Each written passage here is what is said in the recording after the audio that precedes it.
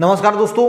तो देखिए, अगर आपको हाई बीपी की शिकायत है ना तो ये वीडियो देख लेना, क्योंकि मेरा जो बीपी था वो 170 178 के दरम्यान रहता था। कुछ दिन पहले मैंने एक वीडियो भी पोस्ट किया था। एक्चुअल में वो वीडियो मैंने 3-4 महीने पहले पुराना वीडियो था, वो अभी पोस्ट किया है कि एक्सरसाइज करने के बाद बीपी कितना आता है, एक्सरसाइज से पहले कितना आता है। तो मैंने अभी अगर मेरी बीपी की अगर मैं बात करूँ तो 130 के करीब जो है वो बीपी होता है। मेरे को हाई बीपी की शिकायत थी, तो मैंने कोई मेडिसिन वगैरह नहीं लिया है।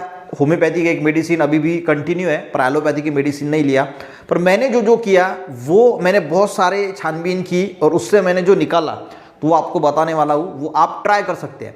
सबसे पहले तो ये समझ लीजिए कि ये जो हाई बीपी होता है ये कोई मामूली चीज़ नहीं है। ये आपकी हार्ट को डैमेज कर सकता है, किडनी को डैमेज कर सकता है और ब्रेन में जो भी डैमेज हो सकता है, इससे आपको पैरालिसिस वगैरह भी आ सकता है अगर कंटिन्यू बीपी अगर आपकी हाई रहती है। तो सबसे पहले तो आपको एक मशीन खरीद के लानी है। मैंने 1600 रुपये की एक मशीन लाई थी, उससे मैं मेजर करता था कि मेरा बीपी कम हो रहा है, ज़्यादा हो रहा है। अभी वो 130 के करीब जो है, 132 के करीब जो है वो मुझे दिखता है। ठीक है, तो मेरा डेली रूटीन कैसा है या मैं क्या क्या फॉलो करता हूँ और कौन सी होम्योपैथी मेडिसिन लेता हूँ, वो भी मैं जो है वो आपसे डिस्कस करूँगा। वीडियो बनाने का मकसद यही है कि आपको थोड़ा नॉलेज मिल सके, आप भी ये ट्राई कर सकते हैं।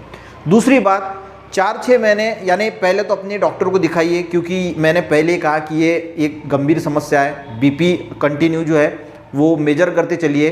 अगर फिर भी बीपी नॉर्मल नहीं होती तो फिर एलोपैथी डॉक्टर के पास जाइए, उसके बाद एलोपैथिक की मेडिसिन शुरू कर दीजिए और धीरे धीरे देखिए। अगर आपका एलोपैथी डॉक्टर कहता है तो धीरे धीरे गोलियां कम भी होती है और फिर बंद भी होती है। और ये ट्रीटमेंट जो है मैं जो बताऊंगा, जो डाइट हमारी है वो अगर आप फॉलो कर सकते हैं तो मैं बोलता हूँ कि बीपी कंट्रोल में आ सकती है, हाई बीपी। अगर ये नहीं होता तो फिर एलोपैथी मेडिसिन स्टार्ट कर लीजिए, क्योंकि इसके गंभीर परिणाम आपको फ्यूचर में जो है वो दिखाई दे सकते हैं। देखिए, सबसे पहले आपको क्या करना है, आप सवेरे उठ गए, मैं मेरा शेड्यूल बताता हूँ। सवेरे उठने के बाद मैं 2 लहसुन की कलियाँ जो है वो चबा के अच्छी तरीके से 2 लहसुन की कलियाँ लेता हूँ।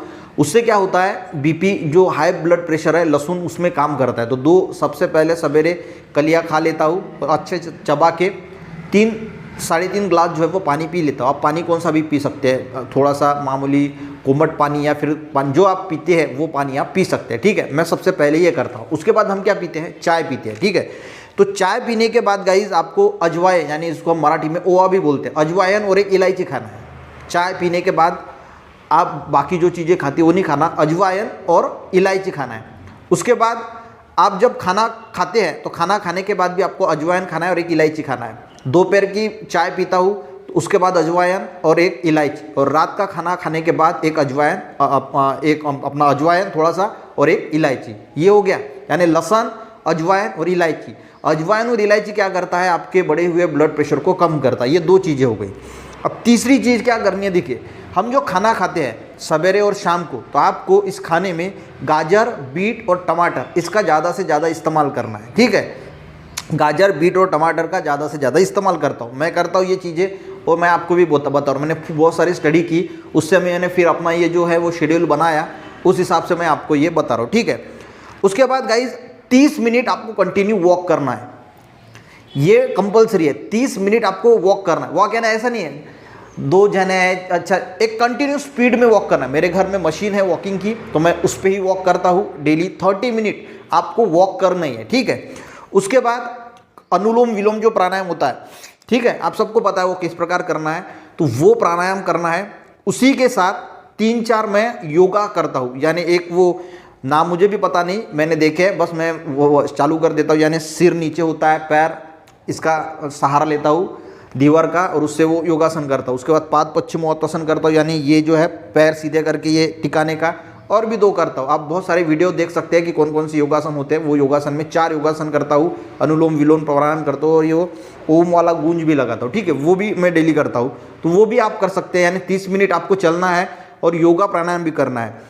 वज़न बढ़ा हुआ है तो वज़न जो है वो आपको कम करना है। और उसी के साथ और एक चीज़ है, 2 मुद्रा के बारे में आपको बताता हूँ। 2 मुद्रा, यानी आप कहीं पे बैठे हुए हैं, साइलेंट बैठे हुए हैं, कोई काम वगैरह नहीं कर रहे हैं और सिंपली टीवी देख रहे हैं, तो ये 2 मुद्रा, ये जो 2 हमारी उंगलियां हैं और ये अंगूठा है, तो ये इस तरह से ये मुद्रा बनती है। यानी इससे इन दोनों के बीच में प्रेशर डालना है और ये जो मुद्रा बनती है, तो ये एक मुद्रा कुछ देर तक 10 मिनट तक ऐसी, यानी बैठे है तो ऐसे बैठिए। ठीक है, और दूसरी है ये जो 2 उंगलियां है लास्ट वाली, तो पहले 2 उंगलियों को ऐसा और बाद में ऐसा, यानी 10 कुछ देर इस प्रकार बैठिए, खाली बैठे है तो इस मुद्रा में बैठिए, कभी इस मुद्रा में बैठिए, यानी जैसा टाइम मिलता है। ये दोनों मुद्राएं 5 मिनट ये, 5 मिनट ये, या 10 मिनट ये। खाली बैठे तो क्या ऐसे बैठना, तो हाथ को ऐसा करके बैठने का। तो ये 2 मुद्रा भी ब्लड प्रेशर को कम करने के लिए बहुत ही यूजफुल होती है।